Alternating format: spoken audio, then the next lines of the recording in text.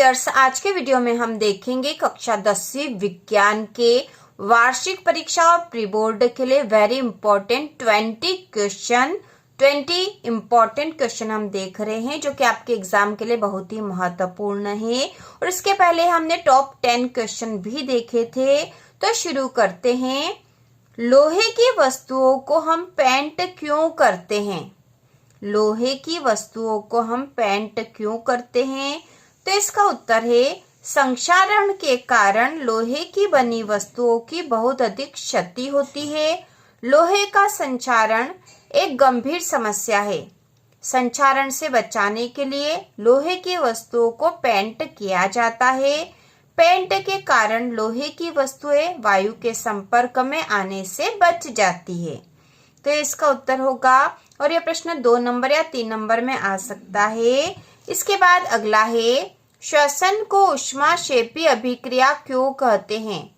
श्वसन को ऊष्माक्षेपी अभिक्रिया क्यों कहते हैं? तो इसका उत्तर है श्वसन एक ऊष्माक्षेपी अभिक्रिया है क्योंकि श्वसन में ग्लूकोज के अणुओं का ऑक्सीजन द्वारा विघटन होता है तथा CO2 मतलब कार्बन डाइऑक्साइड, जल एवं ऊर्जा उत्पन्न होती है।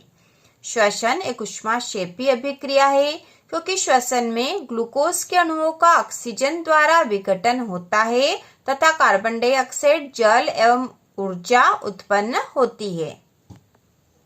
इसके बाद अगला प्रश्न है संक्षारण से सुरक्षा के 2 तरीके लिखिए। तो इसका उत्तर है संक्षारण से सुरक्षा के 2 उपाय। पहला है पेंट करके और दूसरा यशद लेपन करके। ठीक है, पेंट करके और यशद लेपन मतलब होता है कि एक जिंक की परत चढ़ा दी जाती है जिससे कि उस पर उसका संक्षारण नहीं होता है।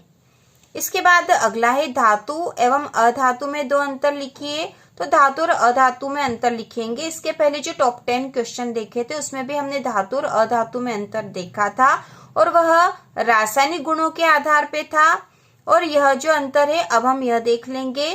धातुएं सामान्यतः कठोर होती है और अधातुएं सामान्यतः भंगुर होती है। ठीक है, धातुएं सामान्यतः कठोर होती है, अधातुएं भंगुर होती है। दूसरा अंतर है धातुएं तन्य होती है और अधातुएं तन्य नहीं होती। तो यह भौतिक गुणों के आधार पर इसका अंतर है और रासायनिक गुणों के आधार पर जो अंतर था वह टॉप 10 क्वेश्चन में हमने देख लिया था। तो फिर से देख लेंगे। धातुएं सामान्यतः कठोर होती है, अधातुएं भंगुर होती है। दूसरा अंतर है धातुएं तन्य होती है, अधातुएं तन्य नहीं होती है। इसके बाद अगला प्रश्न है परमाणु आकार को परिभाषित कीजिए। परमाणु आकार को परिभाषित कीजिए। तो इसका उत्तर है परमाणु आकार एक स्वतंत्र परमाणु के केंद्र से उसके सबसे बाहरी कोश की दूरी को परमाणु आकार कहते हैं। एक स्वतंत्र परमाणु के केंद्र से उसके सबसे बाहरी कोश की दूरी को परमाणु आकार कहते हैं। तो बहुत ही आसान प्रश्न है। इसके बाद जो अगला प्रश्न है वह है न्यूलैंड्स के अष्टक सिद्धांत की कोई 2 सीमाएं लिखिए। न्यूलैंड्स के अष्टक सिद्धांत की कोई 2 सीमाएं लिखिए। तो इसका उत्तर है न्यूलैंड्स के अष्टक सिद्धांत की सीमाएं। पहली है न्यूलैंड्स का अष्टक सिद्धांत केवल कैल्शियम तक ही लागू हुआ। न्यूलैंड्स का अष्टक सिद्धांत केवल कैल्शियम तक ही लागू हुआ। और दूसरा है न्यूलैंड्स की कल्पना अनुसार प्रकृति में केवल 56 तत्व ही विद्यमान है। न्यूलैंड्स की कल्पना अनुसार प्रकृति में केवल 56 तत्व ही विद्यमान है। इसके बाद अगला प्रश्न है स्वपोषी पोषण किसे कहते हैं? तो इसका उत्तर है स्वपोषी पोषण पोषण की वह विधि है जिसमें जीव सरल अकार्बनिक पदार्थों से जटिल कार्बनिक पदार्थ मतलब भोज्य पदार्थ का निर्माण स्वयं करते हैं। ऐसे जीव स्वपोषी जीव तथा यह पोषण स्वपोषी पोषण कहलाता है। तो यहाँ पे प्रश्न था कि स्वपोषी पोषण किसे कहते हैं? तो स्वपोषी पोषण पोषण की वह विधि है जिसमें जीव सरल अकार्बनिक भोज्य अकार्बनिक पदार्थों से जटिल कार्बनिक पदार्थ भोज्य पदार्थ का निर्माण स्वयं करते हैं। ऐसे जीव स्वपोषी जीव और यह पोषण जो है वह स्वपोषी पोषण कहलाता है। इसके बाद है हमारे शरीर में हीमोग्लोबिन की कमी के क्या परिणाम हो सकते हैं? हमारे शरीर में हीमोग्लोबिन की कमी के क्या परिणाम हो सकते हैं? तो इसका उत्तर है यदि हमारे शरीर के रक्त में हीमोग्लोबिन की मात्रा कम होती है तो रक्त द्वारा ऑक्सीजन के वहन की क्षमता कम हो जाती है तथा एनीमिया रोग हो जाता है, क्योंकि हीमोग्लोबिन जो होता है वह हमारे रक्त में ऑक्सीजन का परिवहन करता है। ठीक है, ऑक्सीजन का वहन करने का काम करता है। यदि हीमोग्लोबिन कम हो जाएगा तो ऑक्सीजन भी कम हो जाएगी। तो उत्तर फिर से देख लेंगे। यदि हमारे शरीर के रक्त में हीमोग्लोबिन की मात्रा कम होती है तो रक्त द्वारा ऑक्सीजन के वहन की क्षमता कम हो जाती है तथा एनीमिया रोग हो जाता है। इसके बाद अगला है जनन क्यों आवश्यक है। जनन क्यों आवश्यक है, तो इसका उत्तर है सजीवों में अपनी जाति की निरंतरता एक पीढ़ी से दूसरी पीढ़ी तक बनाए रखने के लिए जनन आवश्यक है। सजीवों में अपनी जाति की निरंतरता एक पीढ़ी से दूसरी पीढ़ी तक बनाए रखने के लिए जनन आवश्यक है। अगला प्रश्न है आनुवांशिकता किसे कहते हैं, तो इसका उत्तर है जीवधारियों में पीढ़ी दर पीढ़ी विभिन्न लक्षणों के संचरण को आनुवांशिकता कहते हैं। जीवधारियों में पीढ़ी दर पीढ़ी विभिन्न लक्षणों के संचरण को आनुवांशिकता कहते हैं। इसके बाद अगला प्रश्न है एक लिंगी पुष्प को परिभाषित कीजिए। एक लिंगी पुष्प को परिभाषित कीजिए, तो इसका उत्तर है जब पुष्प में पुंकेसर अथवा स्त्री केसर में से कोई एक जननांग उपस्थित होता है तो वह पुष्प एक लिंगी पुष्प कहलाता है। जब पुष्प में पुंकेसर अथवा स्त्री केसर में से कोई एक जननांग ही उपस्थित होता है तो वह पुष्प एक लिंगी पुष्प कहलाता है। ठीक है, क्योंकि पुष्प में दो प्रकार के होते हैं, पुंकेसर भी होते हैं और स्त्री केसर भी होते हैं। किसी किसी पुष्प में मतलब फूल में दोनों ही पाए जाते हैं और किसी में केवल एक ही पाया जाता है। तो पुंकेसर अथवा स्त्री केसर में से कोई एक जननांग उपस्थित होता है तो वह पुष्प एक लिंगी पुष्प कहलाता है। इसके बाद है प्रकाश के परावर्तन के नियम लिखिए। तो इसका उत्तर है प्रकाश के परावर्तन के नियम। इसमें पहला है आपतन कोण परावर्तन कोण के बराबर होता है और दूसरा है आपतित किरण दर्पण के आपतन बिंदु पर अभिलंब तथा परावर्तित किरण सभी एक ही तल में होते हैं। प्रकाश के परावर्तन के जो नियम है वह मुख्य रूप से दो हैं। पहला है कि आपतन कोण परावर्तन कोण के बराबर होता है और दूसरा है आपतित किरण दर्पण के आपतन बिंदु पर अभिलंब तथा परावर्तित किरण सभी एक ही तल में होते हैं। इसके बाद मेंडल ने अपने प्रयोग के लिए मटर के पौधे का चयन क्यों किया, कोई दो कारण लिखिए। तो हमें दो कारण बताने हैं कि मेंडल ने अपने प्रयोग के लिए मटर के पौधे का ही चुनाव क्यों किया था। तो इसका उत्तर है मेंडल ने अपने प्रयोग के लिए मटर के पौधे का चयन निम्नलिखित कारणों से किया। पहला कारण है मटर के बीज गोल एवं झुर्रीदार होते हैं और दूसरा है मटर के पौधे लंबे एवं बौने होते हैं। मटर के बीज गोल एवं झुर्रीदार होते हैं और दूसरा मटर के पौधे लंबे एवं बौने होते हैं। तो यहाँ पर इसका मतलब है क्योंकि इसमें विविधता पाई जा रही थी इसलिए मेंडल ने अपने प्रयोग के लिए मटर के पौधे का चुनाव किया था। इसके बाद अगला प्रश्न है आवर्धन को परिभाषित कीजिए। तो इसका उत्तर है प्रतिबिंब की ऊंचाई तथा बिंब की ऊंचाई के अनुपात को आवर्धन कहते हैं। प्रतिबिंब की ऊंचाई तथा बिंब की ऊंचाई के अनुपात को आवर्धन कहते हैं।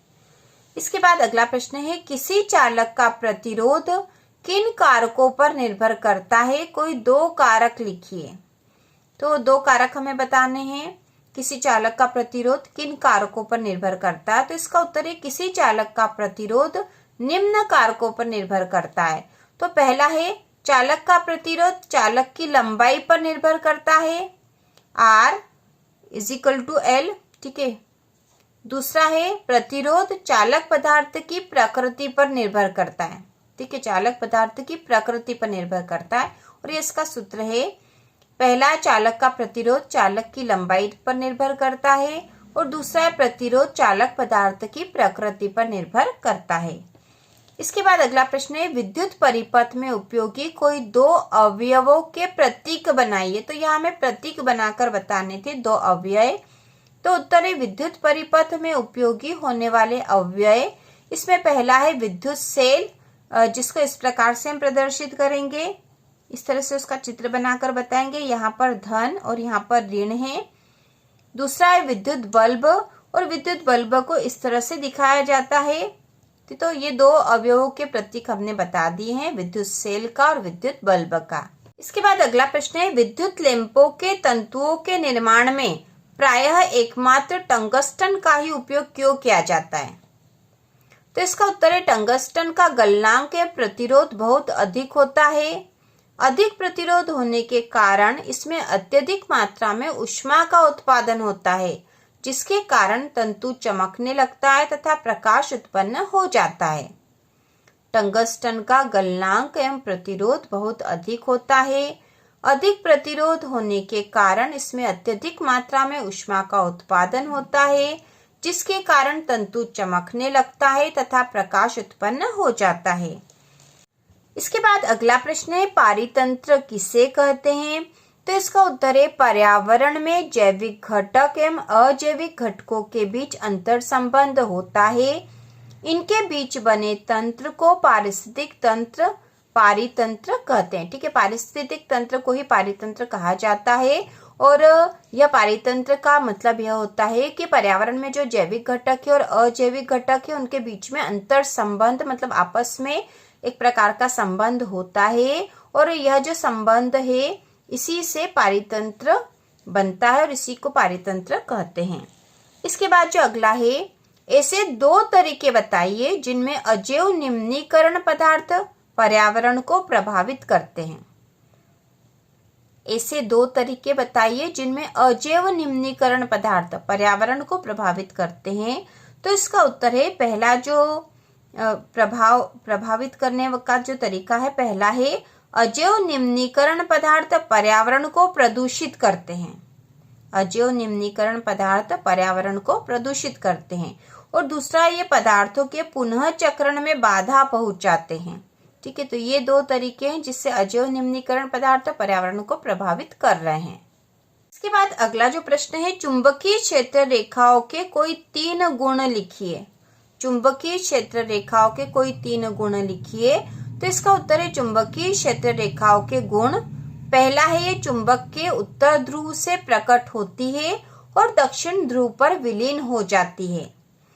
दूसरा है, दो क्षेत्र रेखाएं कहीं भी एक दूसरे को प्रतिच्छेद नहीं करती है। और तीसरा है, चुंबकीय क्षेत्र रेखा एक बंद वक्र होती है। तो इस प्रकार से चुंबकीय क्षेत्र रेखाओं के 3 गुण है। और इस प्रकार से हमने 10वीं विज्ञान के 20 बहुत ही महत्वपूर्ण प्रश्न तैयार कर लिए हैं। ये प्रश्न आपको याद कर लेने चाहिए आपकी एग्जाम्स के लिए, वार्षिक परीक्षा के लिए। इससे आपकी वार्षिक परीक्षा की तैयारी बहुत अच्छी हो जाएगी। तो इसी प्रकार के और वीडियो देखने के लिए कक्षा 10वीं की संपूर्ण तैयारी के लिए चैनल को सब्सक्राइब कीजिए।